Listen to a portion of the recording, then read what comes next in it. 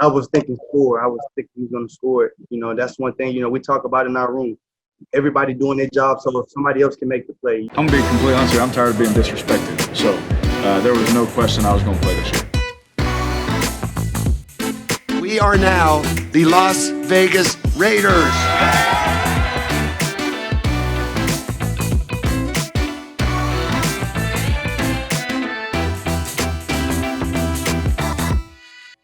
Thanks so much for tuning back in for another episode of Vegas Nation Blitz. I'm your host, Cassie Soto. The Raiders are now 3-2 after going to Arrowhead Stadium and handing the Kansas City Chiefs their very first loss of the season, beating them 40-32. Our very own Vinny Bonsignore was there. Vinny, Derek Carr not only got his first win at Arrowhead Stadium, he became the first Raider to throw for at least 300 yards in that stadium since 2002. You saw it, Vinny. What really had all the pieces come together for Carr? Well, I think that the Raiders offense played clean football, and they've shown this year on multiple occasions, Sunday included against the Chiefs, when they avoid the costly mistakes, i.e. shooting themselves in the foot with penalties and turnovers. This is a electric offense. This offense can move the ball against anybody. It has a really good offensive line, and obviously Trent Brown was back to enhance it. They've got skill players that they made investments in over these last couple of years to really take that whole thing to another level. Josh Jacobs, Darren Waller, Henry Ruggs. We saw the impact that a healthy Henry Ruggs can make. Hunter Renfrow, on and on and on. Nelson Aguilar is a guy that kind of sneaky good free agent signing that they added to this offense. So the offense can definitely move the ball. They just need to avoid the costly mistakes. If they do, they're going to put up points this year without question. Yeah. Well, you mentioned him there, and I want to highlight him a little bit more. One of Carr's main receivers so far this season has been Nelson Aguilar. When the Raiders signed him, is this sort of the output that you expected from him? Well, listen, I don't want to pat myself on the back, but there were a lot of Raider fans who were questioning that move. And I go back all the way to USC with Nelson Aguilar when I was working in Los Angeles. This guy's a football player and a good one. And he was a real asset for a Super Bowl winning team in Philadelphia. He's put up productive numbers when he's been on the field. So when everything is about perspective and nuance. They weren't bringing Nelson in to be a starter. They were bringing Nelson in to be depth. Quality depth. If you're telling me that Nelson Aguilar is your fifth or sixth wide receiver, I'll take that any day of the week because you can comfortably put him into a starting role or a package or whatever role you want from him, and he's going to excel. I'm not saying that he needs to be the starter every single game. That's not why they brought him in. But if a Henry Ruggs goes down or a Bryan Edwards goes down or a Hunter Renfrow goes down, this is a guy that can come in there and give you quality snaps in addition to whatever scheme and package you already have written in for him on a game-to-game basis. We've seen that all year. So for me, this is what I felt Nelson Aguilar was absolutely capable of doing. Well, we know that the Raiders have a bye week for Week 6. Do you think that this bye is coming at a good time for this Raiders team?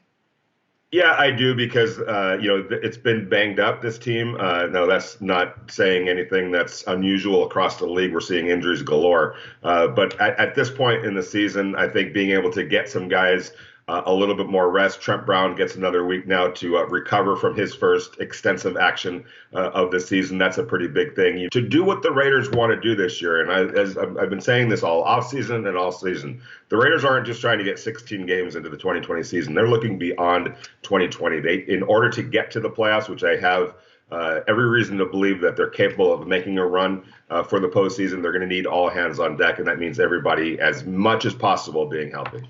All right, Vinny, we'll see what happens in Week 7 when the Raiders host the Tampa Bay Buccaneers. Vinny, thank you so much for the updates. All right, Cassie, have a great day. In other news, the winless Atlanta Falcons fired head coach Dan Quinn and general manager Thomas Dimitroff. Dallas Cowboys quarterback Dak Prescott will miss the rest of the season after fracturing and dislocating his ankle against the Giants. And the NFL announced that players and other individuals will undergo PCR testing for COVID-19 on game days.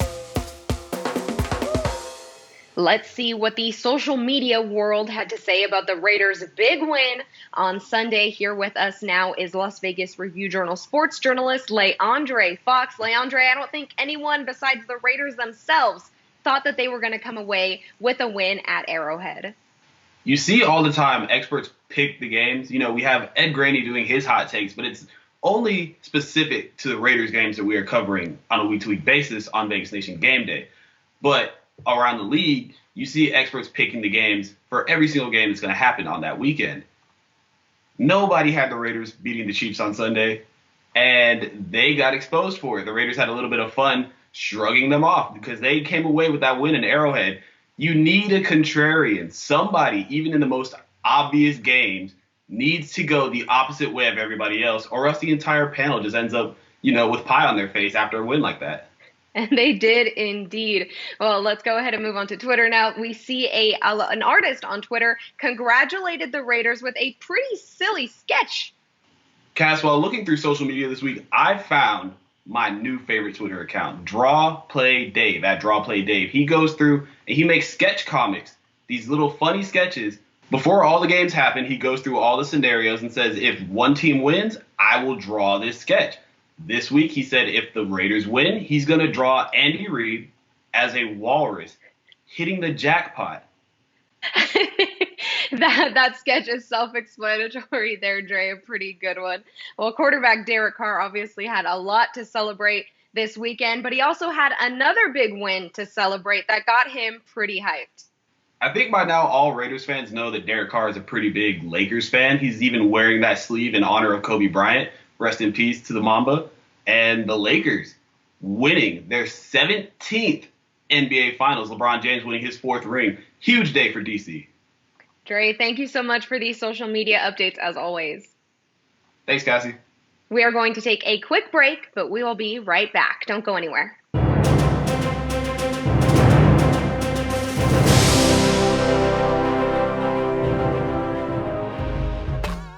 Who holds the Raiders record for the most interceptions in a season? A. Willie Brown, B. Lester Hayes, C. Jack Tatum, or D. Charles Woodson? Stay on the winning page with Fan Fave Las Vegas Review Journal to receive Vegas Nation content, plus breaking news, local entertainment, and lifestyle coverage. For only 99 cents a week, you'll get home delivery plus unlimited access to LVRJ.com. However you like it, whenever you like it. Award-winning content, all at your fingertips. Subscribe today at mylvrj.com/superfan. Get the Vegas Nation podcast 3 days a week. All things Raiders, all week long. The Vegas Nation podcast, powered by the Las Vegas Review Journal. Now 3 days a week, every Monday, Wednesday, and Friday. Raiders analysis. Mark Davis looking out for the fans. Interviews. How do you look at this season coming up? I'm going to be a much better player. NFL talk. The Cowboys are not a legit contender on paper, either. They are, my friend. They're not. Find all our podcasts on VegasNation.com and hit subscribe. Raiders, fast takes, smart coverage.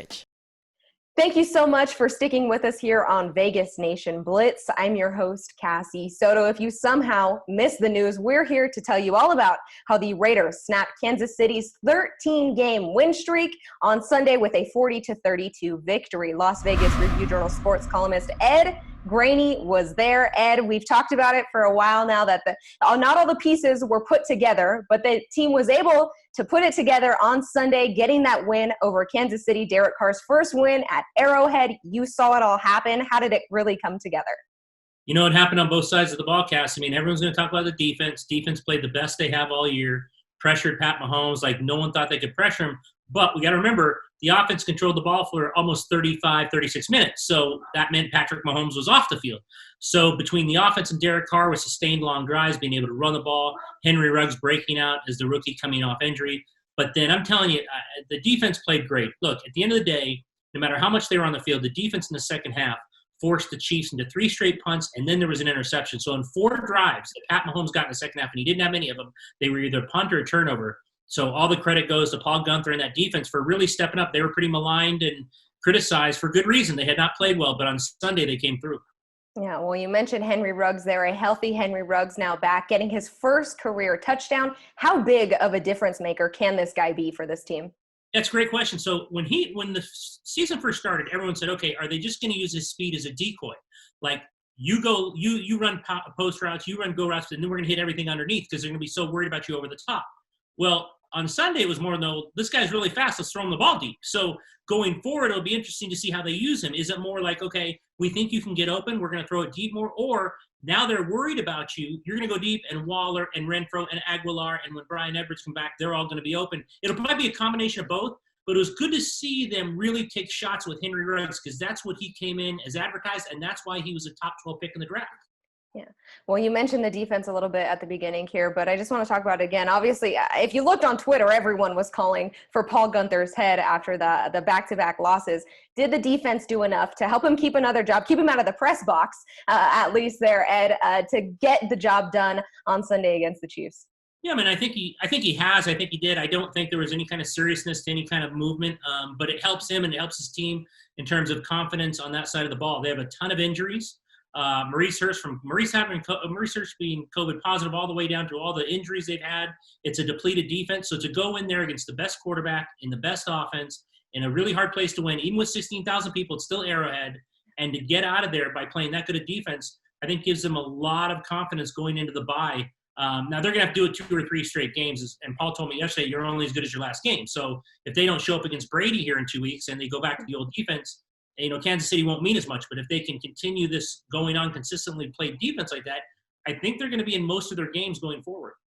Yeah, you bring up the fans, Ed, and that's something I want to hit on here now. This is the first game that the Raiders have played in front of an actual crowd. What was it like? You were there. You've been at all the games up until now. What was it like having fans in the stands?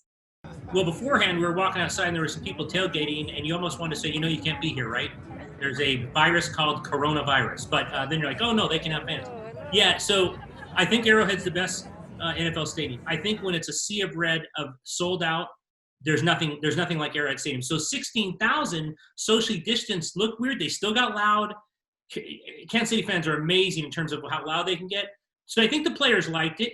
There were some Raider fans there. You heard some cheering for the Raiders. I think they just like being back in front of people. It's so surreal, as you and I know, as we sit in Allegiant Stadium, watch games with no fans. It's a very surreal existence. But I think the players liked it. And I'll tell you what, I'm sure the Raiders players liked it because they went on the road and won. So obviously the fans didn't make that much of a difference. Well, we know the Raiders get a bit of a break this weekend. It is their bye week. They get to rest up a little bit before they host some guy named Tom Brady for a primetime Sunday night game. Is this bye week coming at a good time for this team, Ed? It's twofold. One, they probably don't want it because they'd like to play right after they beat the Chiefs, right? So, in your own mind, I don't believe in momentum. I don't think there's any such thing, but players do. Coaches do. So they probably like, hey, let's get back and play. But I think in the long run, it's better for them because then you can get all these injuries healed. So I think that helps them. You got to get everyone healthy.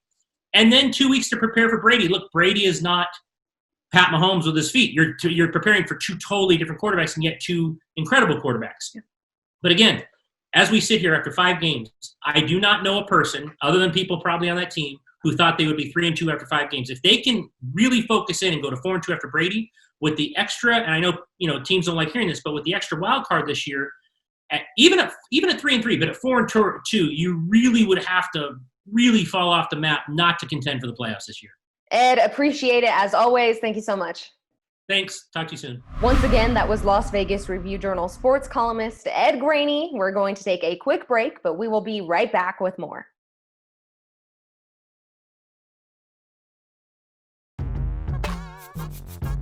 The answer is B, Lester Hayes. Hayes snagged 13 interceptions in 1980 and helped the Silver and Black go on to win Super Bowl 15.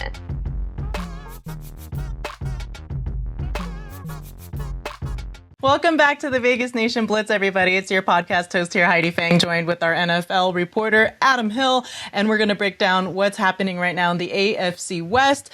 We saw on Monday night that the Chargers, yet again, could not pull the win out. It was down to the wire, but Adam, they couldn't get it done. So Justin Herbert, now anointed as the new starter for this team, but still having struggles when it comes to getting in the win column. What do you make of this game that happened? Justin Herbert is showing a lot. He's showing why he's a first-round pick. He's showing why he has all the talent in the world, and he's showing why he's just not quite ready yet to win games. The Chargers have dealt with this for the last 2 years, losing close games, and they continue to do it. Monday night, you saw kind of the same thing. The Chargers with a dynamic, explosive offense in the first half. Justin Herbert, those 3 touchdown passes. Then they figure him out a little bit. He can't do a whole lot in the second half. And then on the last play of the game, you saw Mike Williams wide open over the middle. Right read, right decision for Justin Herbert. Those are very encouraging, but the throw is behind Mike Williams. He can't get to the first down marker, and the Chargers don't have a chance to win the game.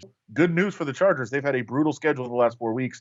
It lightens up a lot. After the bye week, they should be favored in their next 5 games, and that includes a game against the Raiders. We had a couple games that were postponed and flexed here in the coming week for week 6, and both involved AFC West teams. Adam, what happened with the Chiefs? What happened with the Broncos? Chiefs were supposed to have a big showdown on Thursday Night Football this week against the Buffalo Bills. That gets moved back to next Monday, so another Monday doubleheader.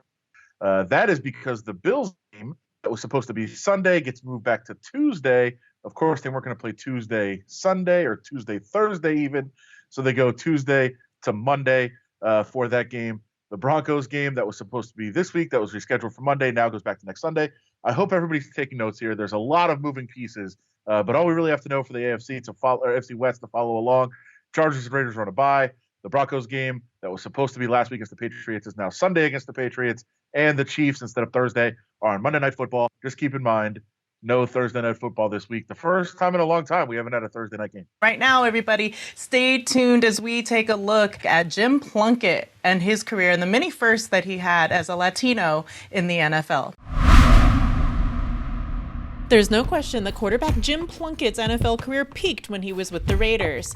While he was with the team, he won 2 Super Bowl titles. Plunkett's path to the NFL started at Stanford University, where he became the first Latino to win the Heisman Trophy. Drafted as the #1 overall pick in 1971, Jim Plunkett would begin his career with the Boston Patriots. A native of San Jose, California, a city in the South Bay, Plunkett played for both Bay Area football teams, the 49ers and the Raiders, in his career. Plunkett played 2 seasons with the 49ers before moving on to the Raiders in 1978. There he assumed the role of backup quarterback. He did not take over the starting role until 1980 when starting quarterback Dan Pastorini broke his leg. Plunkett would throw 5 interceptions in his first outing off the bench. Nonetheless, he would still get the start for the Raiders. Plunkett finished the season strong, winning 9 games and taking the team to the playoffs. The Plunkett-led Raiders became the first wildcard team to ever win a Super Bowl. In the team's 21-10 victory over the Eagles at Super Bowl 15, Plunkett became the first minority quarterback to earn a Super Bowl victory and was also the first Latino to be named Super Bowl MVP. With the Los Angeles Raiders, Plunkett took the franchise to another Super Bowl where they would defeat the team known then as the Washington Redskins 38-9. Now 72 years old, Plunkett remains the only quarterback to have started and won 2 Super Bowls who's not in the Pro Football Hall of Fame. And that'll do it for this moment in Raiders history. We'll be back next week.